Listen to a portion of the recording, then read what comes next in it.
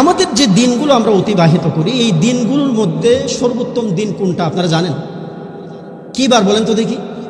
শুক্রবার। আল্লাহ নবী বলেছেন, ইন্না মিন আফদালি আইয়ামিকুম ইয়াউমাল জুমআ। নবী বলেন, নিশ্চয়ই তোমাদের দিনগুলোর মধ্যে সর্বোত্তম দিন হচ্ছে জুমার দিন। ফীহি খুলিকা আদম ওয়া ফীহি কুবিদা ওয়া ফীহি নাফখা ওয়া ফীহি সাকা ফাকসিরু আলাইয়া মিনাস সালাত ফাইন্না সালাতাকুম মারুদাতুন আলাইয়া।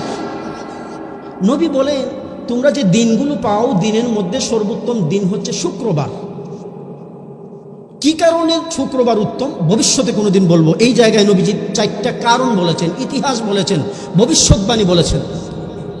নবী বলেন, যদি ভাগ্যক্রমে শুক্রবারটা পাইয়েই যাও, তাইলে তোমরা শুক্রবার একটা বিশেষ আমল করবা, বেশি বেশি আমি নবীর উপর দরুদ পড়বা। বলি আল্লাহু আকবার।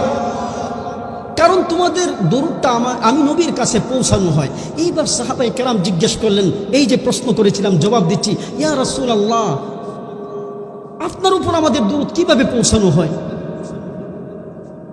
ওয়াকাদ বালিতা, অথচ আপনি মাটির সাথে মিশে যাবেন, মৃত্যুর পর আপনি থাকবেন না।